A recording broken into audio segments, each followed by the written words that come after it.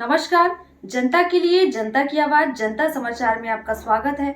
मैं हूं आपके साथ कंचन। आइए चलते हैं खबर की ओर। मिशन 2024 में जुटे बिहार के मुख्यमंत्री नीतीश कुमार लगातार अलग अलग राज्यों का दौरा कर रहे हैं और यह दौरा 2024 के मायने से बहुत ही महत्वपूर्ण माना जा रहा है। ऐसे में इस दौरे को लेकर बिहार की राजनीतिक सरगर्मी काफी बढ़ी हुई है, लेकिन नीतीश कुमार थमने का नाम नहीं ले रहे। एक के बाद एक बिना रुके कई राज्यों का भ्रमण कर रहे हैं और वे 2024 में भाजपा को सत्ता से उखाड़ फेंकने की कवायद तेज कर दी है।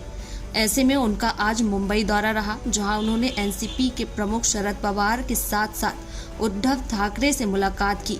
मुंबई में देखा जाए तो बीते चुनाव में हमने देखा था और चुनाव के बाद जो स्थिति उत्पन्न हुई थी, जिससे यह साफ हो गया था कि मुंबई में उद्धव ठाकरे की बात कर लें या फिर शरद पवार की बात कर लें, दोनों में बीजेपी के खिलाफ काफी आक्रोश है। ऐसे में वह भी विपक्षी एकजुटता की लगातार मांग कर रहे हैं। शरद पवार ने इसको लेकर यह भी कह दिया कि यह विपक्षी एकजुटता बहुत ही जरूरी है, क्योंकि अगर देखा जाए तो बीजेपी को सत्ता से उखाड़ फेंकना है तो सभी विपक्ष को एकजुट होना ही पड़ेगा। जिस तरह से विपक्षी एकजुटता को धार देने में जुटे हुए हैं, उससे कहीं न कहीं बीजेपी की मुश्किलें बढ़ती हुई नजर आ रही हैं। बीजेपी सदमे में है, बीजेपी मन ही मन डर में है। आखिर अगर सभी विपक्ष एकजुट हो जाएंगे तो फिर साल 2024 में 34% वोट पाने वाली बीजेपी सत्ता से बाहर होगी। मैं आपका स्वागत तो कर ही रहा हूं और लड़ाई तो आज शुरुआत हो गई है। मैंने जैसे अभी आपको कहा, जब हम अंदर बात कर रहे थे तो एक जला शुभ शकुन असं म्हणतो कि इतने दिनों से हमारी लड़ाई चल रही थी सर्वोच्च न्यायालय में, आज आप भी आ गए और वो निर्णय भी आ गया। इस देश में अब प्रजातंत्र, उसकी रक्षा करना हमारा काम है। जैसे सर्वोच्च न्यायालय ने कहा कि अगर मैं रिजाइन नहीं करता, मैं इस्तीफा नहीं देता, तो शायद वो मैं वापस मुख्यमंत्री बन जाता। मैं मेरे लिए नहीं लड़ रहा हूँ, मेरी लड़ाई जनता के लिए है, मेरे देश के लिए, मेरे राज्य के लिए है।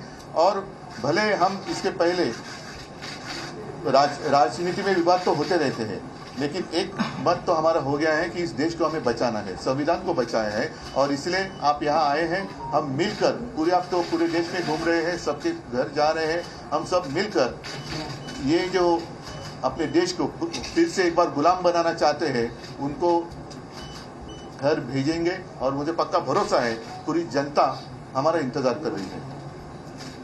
राजीनामा देण्याची चूक झाली असं वाटतं का?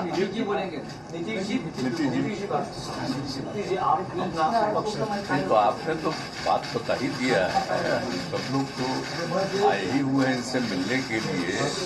बातचीत तो होती रहती थी, लेकिन ये तय था कि एक दिन लोग आएंगे। इन्होंने आज ही का समय दिया और आज जो इनका मामला था, जिसके बारे में जानते ही हैं, इनके साथ जो अन्याय हुआ था, अब जिस तरह से जो फैसला आज आ गया तो बहुत अच्छा हुआ है। अब तो इन्होंने खुद ही बता ही दिया है। और किसी भी प्रकार से एक तो आश्चर्य की बात है कि पार्टी के नाम को कैसे कोई बदल सकता है। तो इन सब चीज़ों को लेकर के तो हम लोग सब दिन तो अपनी बात अपना इनके साथ हम लोग रही हैं, लेकिन अभी जो हम लोग आए हुए हैं उसका मकसद इन्होंने बता दिया। हम लोग चाहते हैं कि पूरे देश में अधिक से अधिक पार्टियां एकजुट हों और मिल करके हम लोग लड़ेंगे। तो आज जो केंद्र में हैं वो पूरे देश के लिए कोई काम नहीं कर रहे हैं और समझ लीजिए इतिहास बदल रहा है।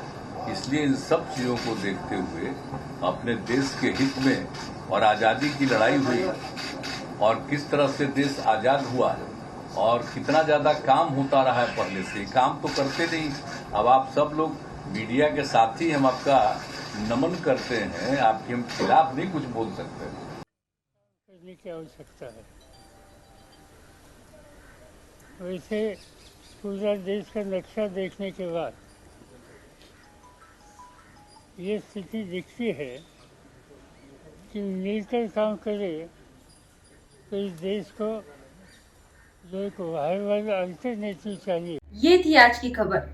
और खबरों को देखने के लिए हमारे चैनल को लाइक करें, शेयर करें, सब्सक्राइब करें और बेल आइकन की बटन को दबाना ना भूलें। आप देख रहे हैं जनता के लिए जनता की आवाज जनता समाचार। अन्य खबरों के लिए हमारा चैनल सब्सक्राइब करें।